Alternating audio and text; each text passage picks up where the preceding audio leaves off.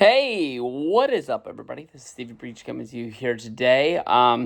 We just finished episode 2 of the Mr. McMahon documentary on Netflix. Um, I said in episode 1 that I felt like it was a very pro Vince McMahon documentary. It probably showed a lot of what the fluff piece that I think this was supposed to be made to be when it was first announced before all of the bad allegations came out against Vince McMahon, and then of course him selling the company and then him stepping down and walking away to hopefully hide away for the rest of his life, for whatever he did, for the things that have already came out, for the things that are already going to come out. It's hard for me to separate the way I should feel about Vince and the way that I do. I'm very honest about it. I'm very open. Vince has given me a lot of entertainment in my life. Still to this day, I can honestly say I wish I had a chance to meet Vince McMahon. If Vince McMahon was at WrestleCon next year, I would be the first guy to buy a ticket, to get a picture and an autograph, to just be in his orbit for 1 minute. I do know there's a lot of bad allegations about him that are more than likely probably true, probably more stories that are in the grave that will never come to be. But I really thought at the end of the first episode, it was like almost going to be a true story of WrestleMania. They walked us up from Vince buying the company until the day, Vince got on MTV. Then Vince, booked WrestleMania, and it was a huge success. And I'm like, they're probably just going to keep telling us he's going to hit home run after home run after home run. And then one of the last things I said, I pulled up to see what the next episode was, and it was entitled Heat. And I kind of thought that it was going to be about the wrestling business. This episode right here is a lot of the negatives from the 80s to 90s when there was a big change in professional wrestling. Vince went from a point where he could do no wrong to a point where the world came crashing down on him. A lot of it, they point the finger at Phil Mushnick, who is I believe he is in Baltimore. He is a writer for a newspaper, and he covered a lot of the wrestling scandals that we would know today. The Phil Mushnick, I think, at the time was very, very big. But I think that the way we think of Dave Meltzer today, that I think that Phil Mushnick was the Dave Meltzer of his time. And I think that mainly, I don't know where Phil Mushnick is now, if he still writes, if he still covers anything other than wrestling. But Meltzer, I think, stayed the course, kept covering the wrestling business. He grew it to start covering UFC when that started to explode. And I think that is why he is kind of looked at as like the Babe Ruth of wrestling reporting as of today. But Phil Mushnick in this one, he covered some of the biggest stories. He broke some of the biggest stories and made them bigger to the point where, like, they would get television time with Inside Edition, with 2020, these sort of like hard copy shows that would kind of like be, how do I say this, like pop culture news, I guess you can say, but they kind of like cover the other side, other than like what an extra or a Entertainment Tonight. Is that even still a show? I don't even know if Extra is still a show.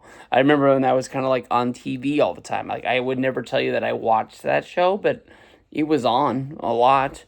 Kind of keeping up with like what Jessica Simpson and Britney Spears and all of the people of the 90s and 2000s were all about. But episode 1 ends WrestleMania. Vince knows that he has to build upon WrestleMania. The only thing that he can think of is that WrestleMania 2 is going to be brought to you from 3 separate cities. 3 cards, 1 night, all in the same show.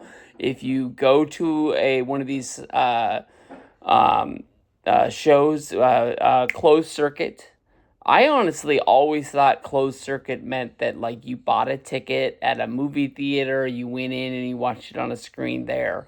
In episode 1, I found out that like Sacramento wouldn't have had Arca Arena because they didn't build it till like 1989, I don't believe. But like let's say later, if it was there, I would have drove out to Arca Arena.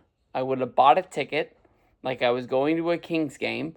I would go to my seat on my ticket, and there would be a screen, like a extra large movie screen, and they would just be on a projector playing live. That later would become pay-per-view, where you could actually do that inside of your house. But it's just crazy that was once a thing that you would do. I remember like in the early 2010s, Ravi, Assault and Battery, who lived in Toronto, used to be able to go to the movie theaters for WWF pay-per-views, and they would show him in his town. And I always thought that would be such a fun atmosphere. One, you cut down on your price because you're only buying a ticket to go in there, but you're in there with all those other wrestling fans who want to have fun. They're going to be cheering. They're going to be marking out. It's just better than sitting on your couch by yourself. It's almost like being there. So I learned that, and I thought that was really, really cool. But WrestleMania 2, they do it live. First part in New York, second part in Chicago, main event in Los Angeles. I almost said Las Vegas, but I caught myself, but then I got lost on where I was. You can honestly say that it's about a 3-hour show, so each show was about 1 hour. I don't know if it was like a simulcast after that, or if they did dark matches to like give you your money's worth while you were there, but it was like each show had their main event. I believe that New York,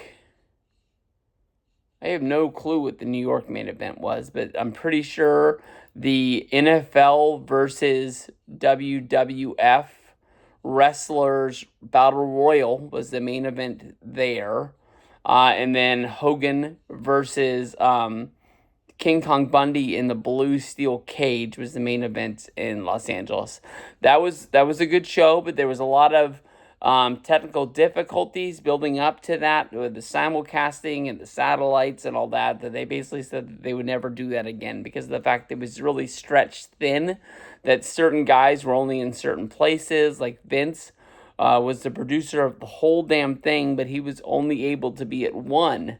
So anything that slipped up along the way, they just kind of had to figure out and use their best guess. From there, though, they were able to build upon WrestleMania 3. I don't think that there would be wrestling today if it wasn't for WrestleMania 3. And I love the fact that they tipped the hat to Saturday night's main event with Dick Ebersol and NBC. I believe they got Saturday night's main event after WrestleMania. I think they used it to build WrestleMania 2. But let me tell you the truth. I respect the hell of the glory days of wrestling, but I've never touched those episodes of Saturday night's main event. I do know that everything they did on Saturday night's main event, building up to WrestleMania 3, was important, and it was put to build that card. It's some of the best times that there is in wrestling. To me, honestly, wrestling was invented that year in like 1987. It wasn't really when I was getting into wrestling, but it's the time that I remember in wrestling, and I really think that it's important, and I go back and I watch it all the time. Everybody always remembers Hogan versus Andre. Everybody remembers Savage versus Steamboat. Everybody remembers Hillbilly Jim. We've got King Kong Bundy and the Midgets in their match. Jake the Snake Roberts pulling out the snake with Alice Cooper. That made wrestling to the point where it was able to, you knew it. It was pop culture. It was hot topic. It was the hot ticket of the day. It is what everybody was talking about, as everybody wanted to see. That was really the biggest point when Vince could do nothing wrong that there was in wrestling.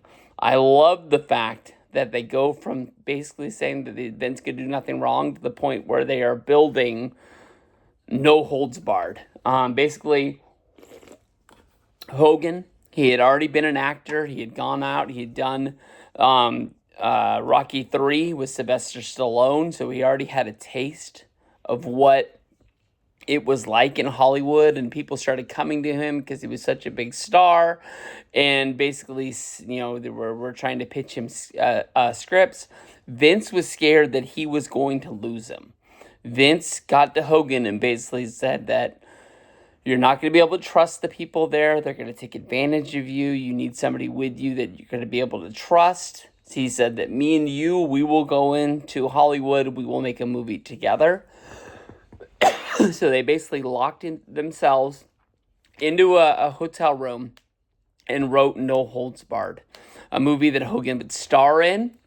It would be almost like a UFC hybrid of wrestling, where there would be a few wrestlers that had cameos in the movie to be able to battle with Hogan, but then they also used Zeus.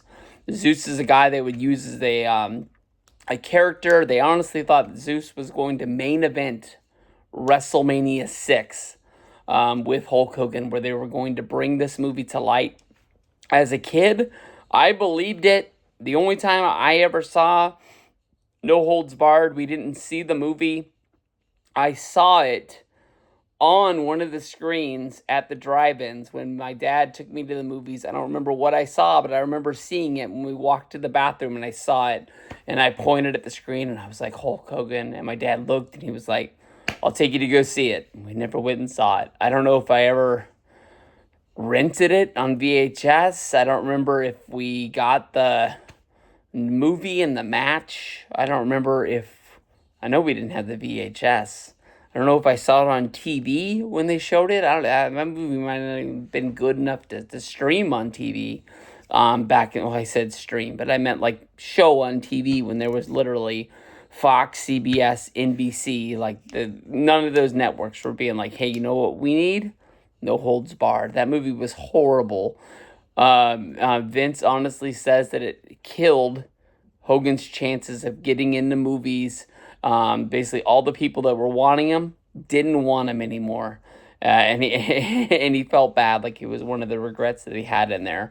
They talk about how big the wrestling business was changing around the time of WrestleMania 6. That, of course, is when they made the change. Bruce Pritchard was asked when he could tell that Hulkamania was starting to decline. Like there might have been the end, like the fans were turning on Hulk Hogan.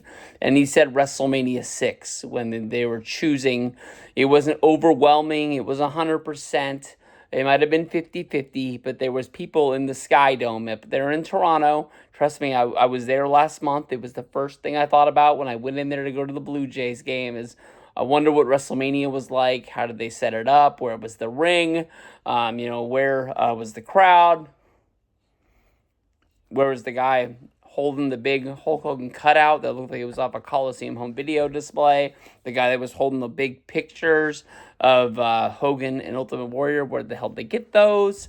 They're bigger than the ones that people hold up of like the people's faces when they go to Raw these days. But let's see. Warrior beats Hogan.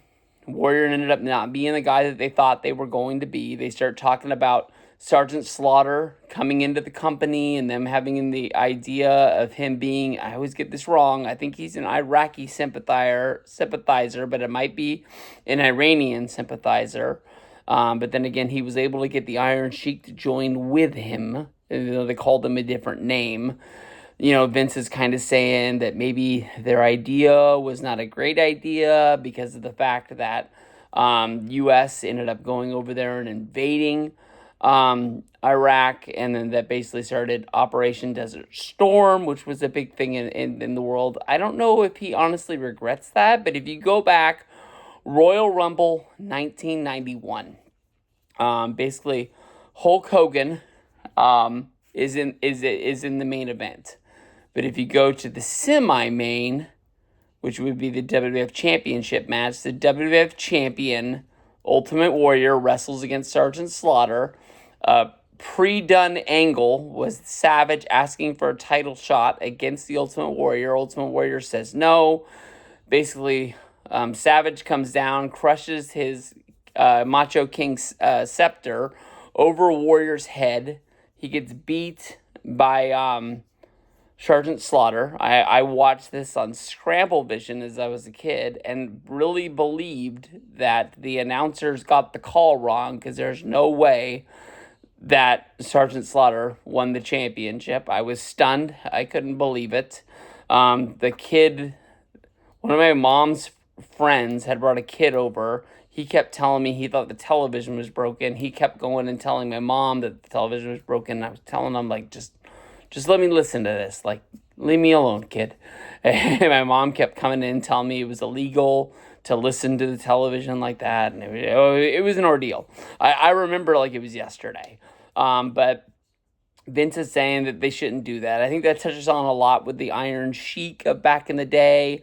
You know, they do it in movies. I don't understand why they can't do it in wrestling. If they want to have an Iraqi sympathizer, if Sarge is cool with it, I know that they've said that people thought they were going to blow up Sarge's house and people threatened to kill Sarge day by day.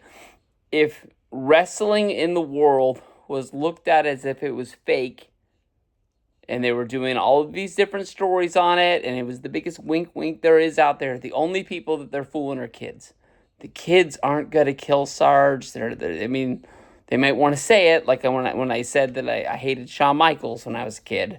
But I don't think there was anybody in the world who really believed that Sergeant Slaughter was getting packages from Saddam Hussein with some boots that he thought he was going to be able to beat Hulk Hogan. It is what it is. You know what I mean? But from there we go into the George... I wrote the name weird. Zahorian. I think I'm saying it close enough to be true. But basically, the U.S. government was trying to do a breakdown on wrestling, thinking the steroids were going to ruin the world. We had wrestlers like Bruno Sammartino and superstar Billy Graham. You will notice that through every scandal that they talk about, the wrestlers at the time that loved to go on Donahue, that loved to go on Geraldo, that would do the inside editions, the hard copies, it'd always be Bruno Sammartino. It'd always be superstar Billy Graham. It didn't matter what scandal it was. I don't know if Bruno was upset that he was not the main guy. Maybe Vince didn't push his son when Vince took over. If you remember, Bruno was an announcer. He was an announcer because he wanted to help his son who was getting into wrestling. I believe he wrestled at the first WrestleMania. He might even have been on WrestleMania 2. And then all of a sudden he just disappears. Of course, everybody knows that Bruno Sammartino had a big beef against the WWF. He said he would never do anything with that company. Until, Triple H talked him into going into the Hall of Fame. And then he was a part of the company from around, that was WrestleMania 29, however long the Legends deal he signed. He was with the company, he did things, and then before Bruno passed away, I think his health was so bad he wasn't around. But whenever they needed Bruno, he was always there. So something was able to patch it up. But I think that he just got his feelings hurt, that he didn't have a place to go and be the main guy anymore. Because at one point, Bruno Sammartino was the Hulk Hogan of the WWF. Superstar Billy Graham. Let me think. What time period is this? This would be after he thought he was going to come back, when he got ready for that Survivor Series, when he was going to team with Hogan. Then he ended up getting replaced, I think, by Ken Patera, if I remember right. This is the first Survivor Series. This is 1988. So I guess, Vince didn't have anything. Superstar wasn't that good of an announcer, so they let him go. So I think Superstar Billy Graham, because until his dying day, he never really had anything good to say. They tried their best to patch it together. They put him in the WWF Hall of Fame, I believe, at WrestleMania 20. But even after then, they just never had a really good relationship. They talk about the Phil Mushnick breaking the story of Jimmy Snuka, where they were in Allentown, Pennsylvania, and somehow his girlfriend wound up dead in his hotel room. I've got videos about this. I actually loved when they covered this story, when it looked like Snuka was actually going to get charged with murder, and then Snuka started saying that his mind was slipping and he wasn't able to, stand trial. He was just trying to put it off. Then he actually took a WrestleCon booking and decided he could go to an autograph signing, and that was it was probably a bad look for him, because that was when the cops really started to press it on, and I think Snuka was able to actually make them think that he really was not all right, because they never put the boots to him. But I think if Snuka would have went to trial, it would have been bad for him.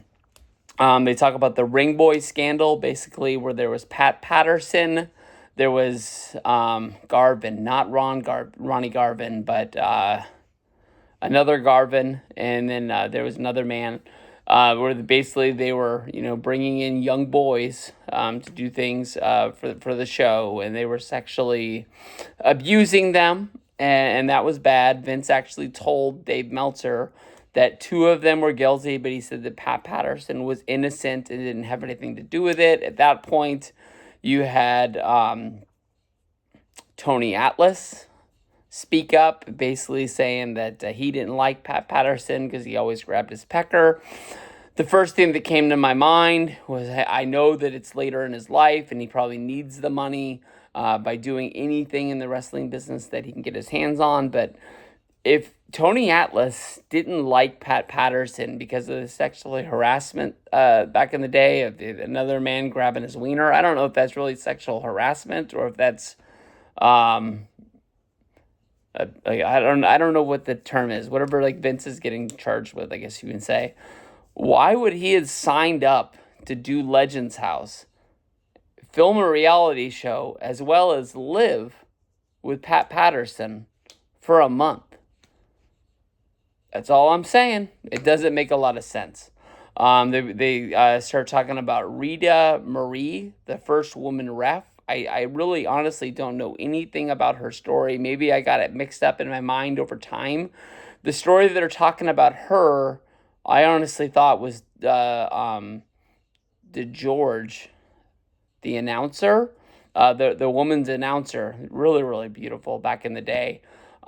She would always dress up like in this tux looking thing, and she kind of was doing shows along with the Think back in the day. I honestly thought that was the story of Vince forcing oral sex on him. So maybe I just had the 2 people mixed up, and maybe DeGeorge left WWF for another reason. But she basically was saying Vince wanted her to do this, or he wasn't going to give her the $500,000 contract that it was. But they were really trying to push her as a sexy woman's ref when they were doing the shows, as well as when they were doing the TNT sit-down talk show. He said that whatever happened was consensual and it was not rape, but if it was, the statute of limitations had run out. And that's a very weird thing. If I'm talking about the fact that I never sexually harassed anybody at work, I wouldn't come out and say that I was innocent and whatever happened was consensual. And even if it did happen, the statute of limitations had run out. I'm not leaving it open like, hey, I didn't do it. But if I did, there's nothing they could do about it anyways. That's a very weird thing that put off lightning bolts inside of my head as it was going off. From there, we go into the steroid trial. They never mentioned the fact that Vince actually reached out and got Jerry Jarrett to join the company with the thought of if he went to jail, that basically Jerry Jarrett was going to be the guy to step up and run the company. But I did not hear the quote that I've heard 1,000 times on the trailer for this, with USA, basically their president coming out and saying that if Vince would have lost the steroid trial, they would have canceled WWF and they would have lost their USA cable deal.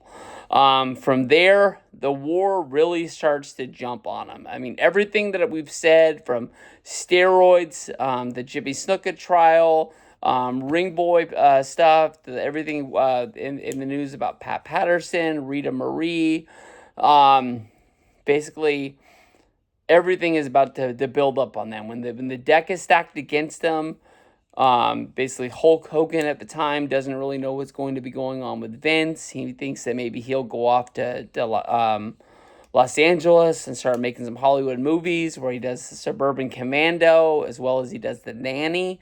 After I think he filmed one before, but his leave was WrestleMania 8 when he wrestled Sid Justice. He kind of said, "This is my last hurrah." He ended up coming back and doing WrestleMania 9, but that was kind of like a one-off kind of thing. He had never done anything like that. If you remember, he only did one episode of Monday Night Raw where he went and filmed like an interview saying that he would take the match, and him and Beefcake. They did a few interviews around the pool, which I think were actually at a movie set. So we did those kind of like on his break real fast. And then he did the 1 day thing of WrestleMania 9. And that was it. At that point, WCW smells the blood in the water. The wrestling business in WWF is declining rapidly. It's not like at this point WCW is really sinking, but the margin of the gap between WWF and WCW is shrinking. That's just the way it was back in the day.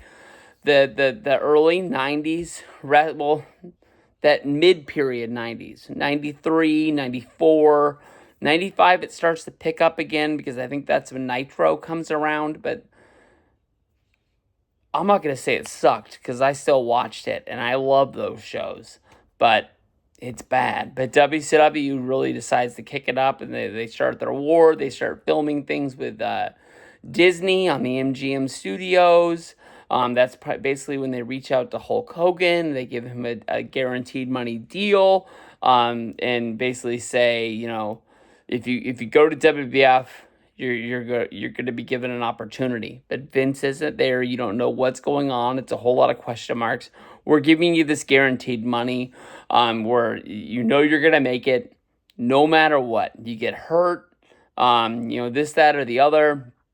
You sell merch, you're going to make more. You're on a pay-per-view, you're going to make a big bulk of that. And the money that Turner threw, and Eric Bischoff, because that was the introduction to him on the documentary, was huge. Too big to turn down. I would have, found a way to get ready to wrestle if they called me up and said, "Hey, we want you to be there."